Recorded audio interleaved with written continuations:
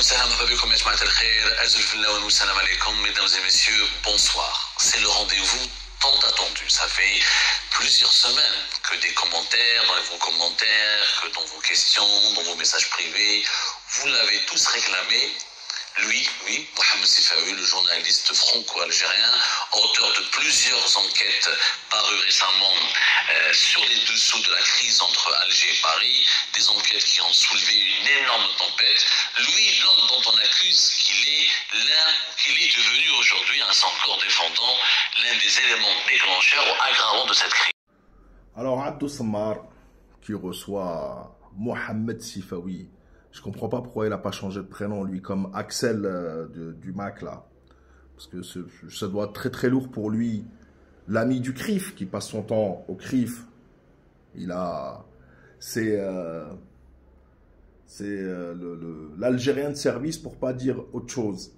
Vous le voyez aux côtés du grand Satan, BHL, qui vient nous faire des révélations sur notre pays. Et Abdou Sammar essaie de faire croire que des commentaires et des messages en privé, c'est peut-être la seule chose qui est vraie, auraient demandé à Abdou Sammar d'inviter ce Sifawi-là, cette raclure, on peut le dire directement, et j'en assume totalement les conséquences, mais en même temps, Abdou Sammar, il faut absolument nous expliquer que en réalité, vous bossez tous pour le même patron et que l'Algérie en réalité dérange l'entité, que ce soit au Conseil de sécurité ou même juste par notre existence, ainsi que les lobbies pro-Marzen, pro-entité, pro-Émirat, pro-France, tout cela on connaît, sont alliés entre eux et leur objectif c'est de faire tomber l'Algérie.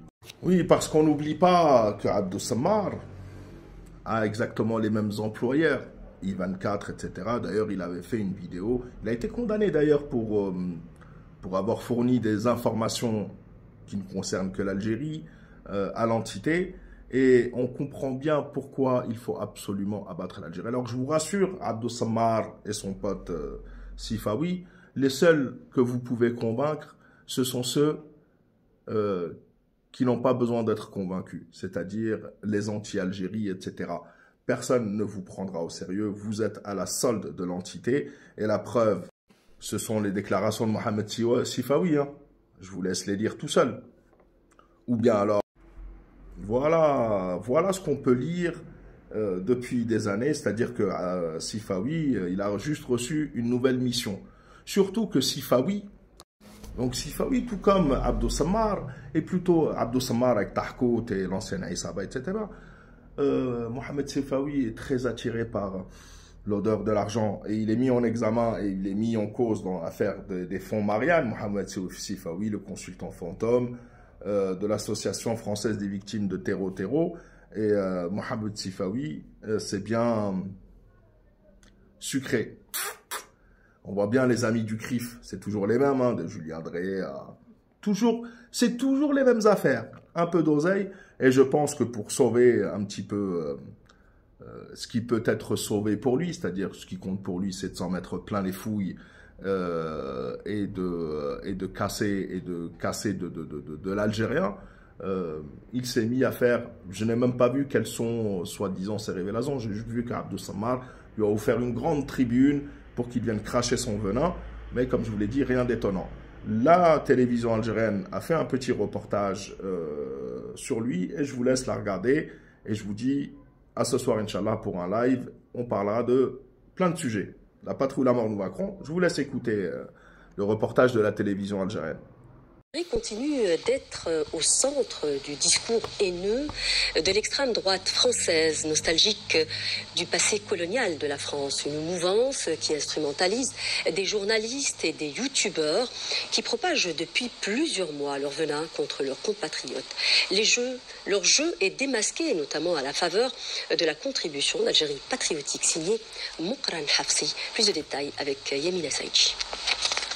Une contribution publiée sur le site Algérie Patriotique dénonce une campagne haineuse et agressive ciblant l'Algérie, dont les instigateurs sont qualifiés par l'auteur d'orphelins du verbe et de plumitifs à la solde des ennemis de leur pays. Certains journalistes et youtubeurs algériens vivant à l'étranger y sont accusés de diffuser depuis plusieurs mois un discours toxique contre leurs compatriotes, tout en jouant leur rôle de relais d'une extrême droite française nostalgique de l'ère coloniale. L'auteur cite certains de ces individus qui travaillent en étroite collaboration avec des cercles pro-sionistes et des officines spécialisées dans la désinformation et la déstabilisation.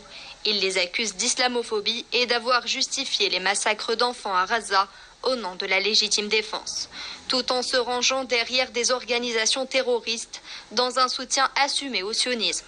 D'autres encore sont accusés de xénophobie et d'être à la botte de l'extrême droite française, dont les figures de proue sont Bruno Retailleau et Xavier Driancourt, ancien ambassadeur à Alger. L'auteur en cite d'autres qui l'accusent d'avoir avoué une trahison parfaite dans des textes hostiles, jugés et triqués, ou encore d'être des pharaons du net qui seraient alignés sur les positions de la puissance coloniale la plus réactionnaire.